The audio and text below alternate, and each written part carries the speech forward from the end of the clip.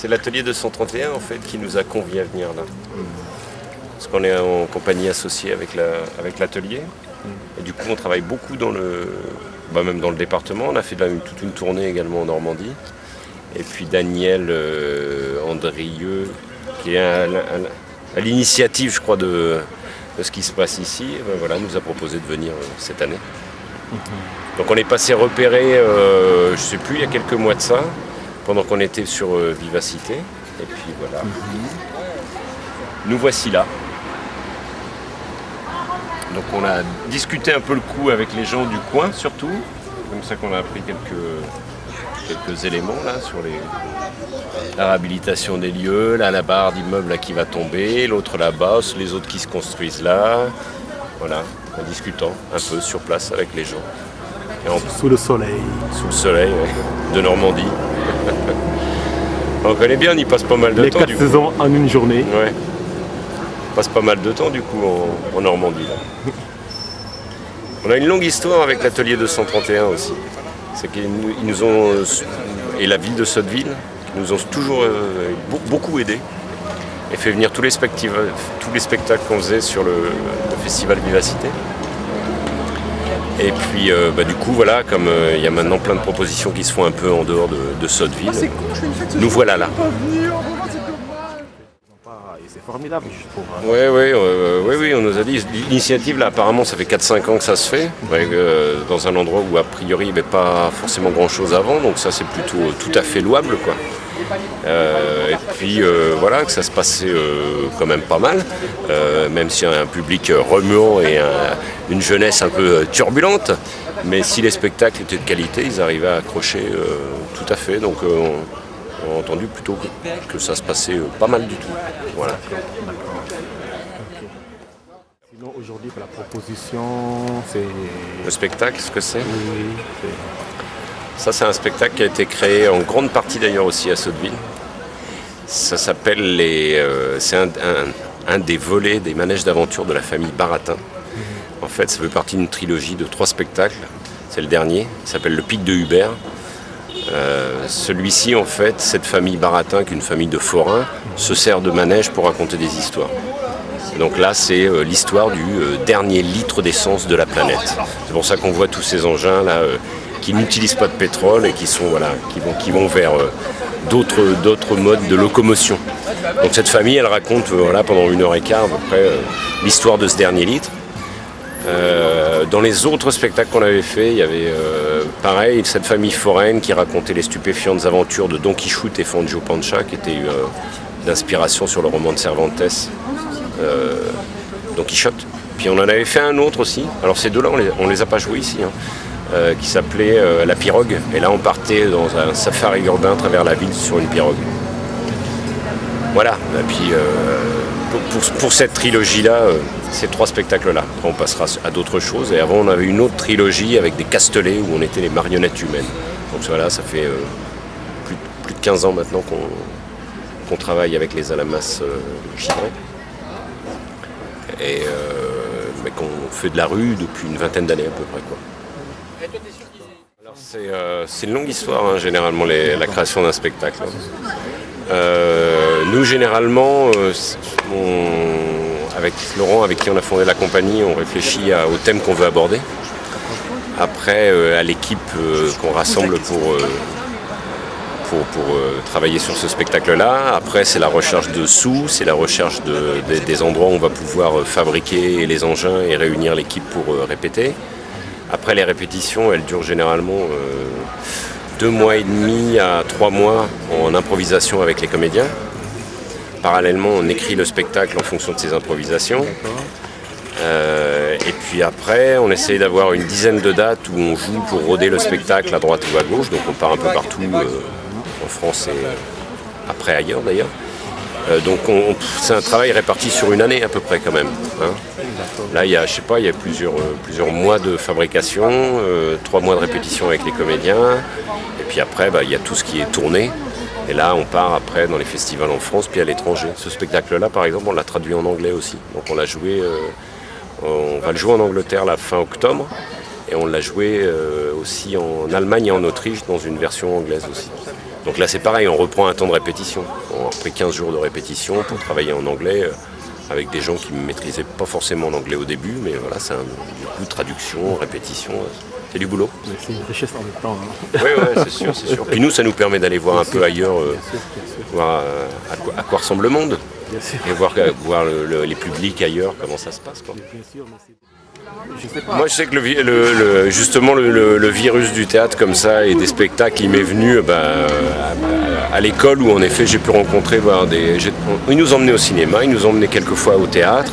J'ai vu des artistes, ça m'a plu, j'en ai fait un peu en amateur comme ça en dehors. Et puis je suis parti complètement sur autre chose, mais en faisant ça en tant que pas professionnel, quoi, amateur. Puis après, en fait, au moment où je me suis dit bon, là il faut y aller, là, quel métier va pouvoir me passionner, dans lequel j'aurais envie de m'investir pendant longtemps. Et à, je sais pas, 21, 22 ans, je dis bon ok, je fonce là-dedans, on y va. Donc on a rencontré une compagnie, on a commencé à travailler et puis à apprendre aussi sur le tas, quoi, du coup, hein, en rencontrant d'autres comédiens, en regardant des stages à droite à gauche, en ouvrant bien les yeux et bien grand les oreilles aussi, pour apprendre, quoi.